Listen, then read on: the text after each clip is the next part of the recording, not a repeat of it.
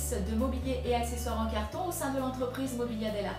Alors je vous retrouve aujourd'hui pour démonter la croyance que les meubles en carton supportent 100 kg au centimètre carré. Alors oui, je sais, tout le monde dit que ces meubles en carton supportent 100 kg au centimètre carré. Tout le monde le répète, mais surtout tout le monde le transforme. Alors ça veut dire que vous avez été victime d'un magnifique exemple de téléphone arabe. En effet, plus il y a de monde qui transmettent une information, plus vous avez de chances que cette information à l'arrivée soit complètement fausse. Et c'est le cas. Alors, d'où viennent ces 100 kg au centimètre carré? D'abord, permettez-moi quand même de conserver en vous l'idée que le carton permet de fabriquer des meubles tout à fait résistants, tout à fait solides et fonctionnels. Donc, regardez justement cette plaque de carton et je vais m'approcher.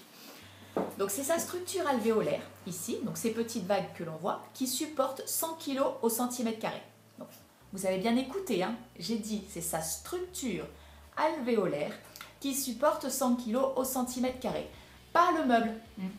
Donc, cela veut dire qu'en compression, donc tous les centimètres carrés, je peux appliquer à cette plaque, à cette structure, donc 100 kg. Alors ça peut être plus ou moins 100 kg selon la qualité du carton, mais je vous expliquerai plus tard justement comment bien le choisir. Alors qu'est-ce que du coup ce nouveau postulat implique pour la fabrication de vos meubles? Eh bien que vous avez tout intérêt à être très attentif, à vous poser la question de la fonctionnalité du meuble, de réfléchir aux forces qui vont lui être appliquées donc pour déterminer la structure interne qui va le rendre solide et fonctionnel. Alors je vais vous réexpliquer maintenant tout ça en images. Donc je reprends ma plaque de carton sur laquelle je repère la structure alvéolaire et les cannelures ici qui sont verticales. Donc je prends ma plaque de carton, donc cannelure horizontalement, et si j'exerce un poids dessus, la plaque va plier. Il n'y a aucune résistance. Alors en revanche, si je prends ma plaque de carton cannelure verticalement et que j'exerce dessus une pression, regardez, la plaque résiste.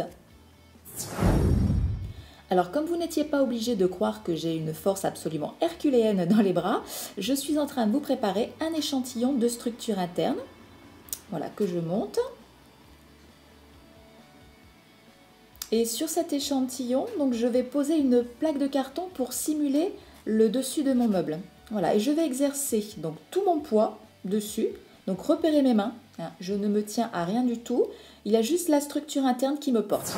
Donc vous comprenez maintenant ce qui fait la résistance des meubles en carton. Donc deux choses qui sont intimement liées. Donc la première, c'est les caractéristiques de la matière par rapport à sa résistance aux compressions.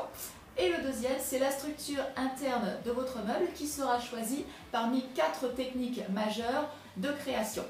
Donc à propos de ces 4 techniques de création, justement, si vous n'avez pas reçu le guide des 4 techniques de création de mobilier en carton, je vous propose de vous inscrire ci-dessous, donc en renseignant votre prénom et votre email pour recevoir la lettre d'information mensuelle par laquelle vous allez recevoir donc, ce guide. Donc maintenant, je compte sur vous pour continuer de démonter cette croyance des 100 kg au centimètre carré et je vous dis à très bientôt dans une prochaine vidéo.